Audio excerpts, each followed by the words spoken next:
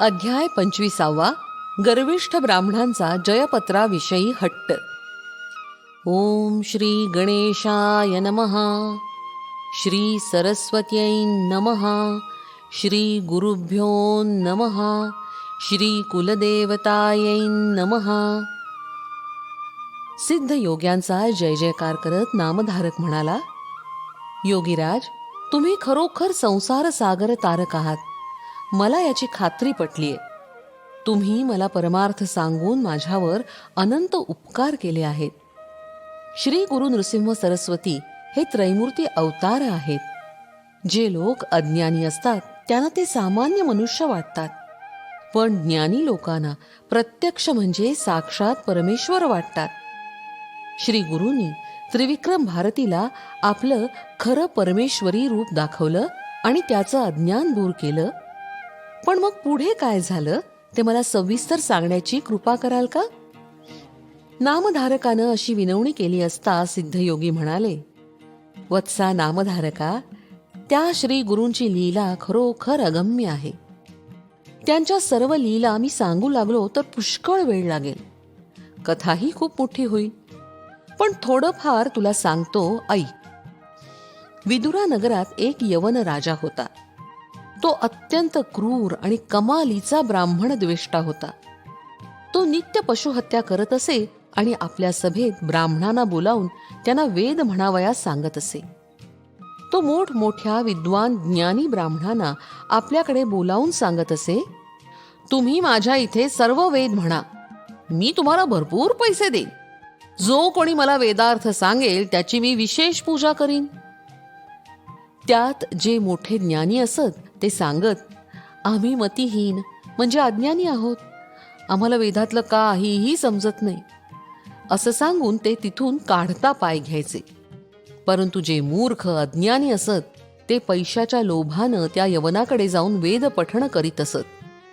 त्यावेळी यज्ञकांडाचा अर्थ ऐकताना तो दुष्ट यवन राजा कुत्सितपणे हसून म्हणायचा, तुम्ही ब्राह्मण यज्ञ करता तेव्हा पशुहत्या करता, ती तुम्हाला चालते, मग आम्ही पशुहत्या केली तर काय बिघडतं? असं बोलून तो ब्राह्मणांची यथेच्छ निंदा नालस्ती करायचा आणि जो विद्वान असेल त्याला भरपूर धनही देत असे. ही बातमी ऐकून ठिकठिकाणचे अनेक ब्राह्मण केवळ धनाच्या लोभानं त्या यवनाकडे येऊन त्याला वेद म्हणून दाखवत असत. या कलियुगात असे जे मतिहीन, मदोन्मत्त, द्रव्यलोभी असतील ते यमलोकाला जाण्याच्या योग्यतेचे असतील यात तिळमात्र शंका नाही. एकदा काय झालं, द्रव्यलोभी असे 2 ब्राह्मण त्या विदुरा नगरात आले.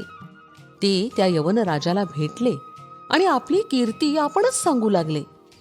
ते म्हणाले, आम्ही सर्व वेदांचं सांगोपांग अध्ययन केलं आहे. आम्हाला सगळे वेद तोंडपाठ आहेत. वेदांविषयी आमच्याबरोबर वादविवाद करण्यास चारी राष्ट्रात कोणी नाही. तुमच्या नगरात असं कोणी असेल तर त्यांना आमच्याशी वेद चर्चा करण्यासाठी बोलवावं. राजानं ते आव्हान स्वीकारलं. त्यानं आपल्या नगरातील विद्वान ब्राह्मणांना बोलावून घेतलं. राजा त्यांना म्हणाला, तुम्ही या 2 ब्राह्मणांशी वेदविषयक चर्चा करा. तुमच्यापैकी जो जिंकेल त्याला मी भरपूर धन देईन. त्यावर ते विद्वान ब्राह्मण म्हणाले, हे दोन्ही ब्राह्मण प्रकांड पंडित आहेत. या दोघांना जिंकू शकेल असं आमच्यात कोणीही नाही. ते आमच्यापेक्षा थोरच आहेत. राजानं ते मान्य करून त्या 2 ब्राह्मणांना वस्त्रालंकार देऊन मोठा सन्मान केला. त्यांची हत्तीवरून मिरवणूक काढली. राजानं केलेल्या सन्मानानं त्या दोघांना अधिकच गर्व झाला. ते राजाला म्हणाले, आमच्याशी वादविवाद करण्यास कोणीच मिळत नाही, मग आमचे मोठेपण सिद्ध कसे होणार? आता आम्ही अन्यत्र जातो. आमच्याशी वादविवाद करण्यास कोणी भेटला तर त्याच्याशी चर्चा करू, कोणी मिळाला नाही तर जयपत्र घेऊन पुढे जाऊ. राजानं ते मान्य केलं. मग राजाचं संमतीपत्र घेऊन ते 2 ब्राह्मण गावोगाव फिरू लागले. त्यांच्याबरोबर वाद घालण्यास कोणीच तयार नसल्यानं प्रत्येकाकडून जयपत्र घेऊन ते फिरत फिरत दक्षिणेकडे भीमातीरी असलेल्या कुमसी गावी आले. त्याच गावात महाज्ञानी त्रिविक्रम भारती पंडित राहत होता. त्याला 3 वेद येत होते आणि तो अनेक शास्त्रात पारंगत होता. त्या गर्विष्ठ ब्राह्मणांना गावातील लोकांकडून त्रिविक्रम भारतीची माहिती समजली. मग ते त्रिविक्रम भारतीकडे गेले आणि त्याला म्हणाले, तू स्वतःला मोठा त्रिवेदी समजतोस तर मग आमच्याशी चर्चा करण्यास तयार हो, नाहीतर जयपत्र लिहून दे. त्या ब्राह्मणांचं हे उन्मत्त बोलणं ऐकून त्रिविक्रम भारती म्हणाला, अहो 3 कसले, मला एक सुद्धा वेद येत नाही.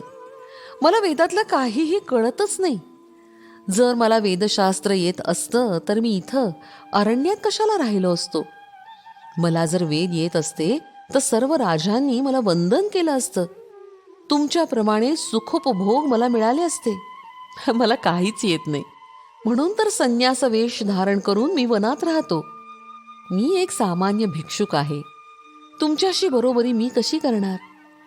त्रिविक्रम भारतीचं हे बोलणं ऐकताच ते 2 ब्राह्मण भयंकर संतापले. ते म्हणाले, आमच्याशी वादविवाद करण्यास या जगात कोणीही नाही. आम्ही सगळी राज्य फिरत आलोय, पण आमच्याशी बरोबरी करू शकेल असा कोणीही नाही. आता आम्हाला जयपत्र लिहून दे, नाहीतर आमच्याशी वादविवाद कर. त्रिविक्रम भारतीनं त्यांना अनेक प्रकारे समजावलं, पण ते काही ऐकण्यास तयारच होईनात. त्रिविक्रम भारतीनं विचार केला, या ब्राह्मणांना भलताच गर्व झाला आहे. हे अनेकांचा अपमान करत आहेत. आता यांना चांगलीच शिक्षा होईल. त्रिविक्रम भारती त्या ब्राह्मणांना म्हणाला, आपण गाणगापुरास जाऊया. तिथं आमचे गुरु आहेत. त्यांच्या समक्ष तुम्हाला जयपत्र दिलं जाईल. त्या दोघांनी ते मान्य केलं. ते मेण्यात बसून गाणगापुराकडे निघाले. त्यांनी त्रिविक्रम भारतीसारख्या परमज्ञानी पुरुषाला पायी चालत येण्यास लावलं. यामुळे ते ब्राह्मण अल्पायुषी झाले. गाणगापुरास आल्यावर त्रिविक्रम भारतीनं श्री गुरूंच्या पाया पडून त्यांना सर्व हकीकत सांगितली. श्री गुरूंच्या सर्व काही लक्षात आलं. मग ते मंदस्मित करीत त्या दोघा ब्राह्मणांना म्हणाले, तुम्ही दोघं कशासाठी आला आहात? अहो आम्ही संन्यासी. आमच्याशी वाद घालून तुम्हाला काय मिळणार? समजा तुम्ही आमचा पराभव केलात तरी आम्हाला त्यात कसलाही रस नाही. अहो आम्ही बोलून चालून संन्यासी. आम्हाला हार जीत सारखीच. तुम्ही आम्हाला जिंकलं तरी तुमचा काय फायदा? असं बोलून श्री गुरूंनी त्यांना परावृत्त करण्याचा प्रयत्न केला.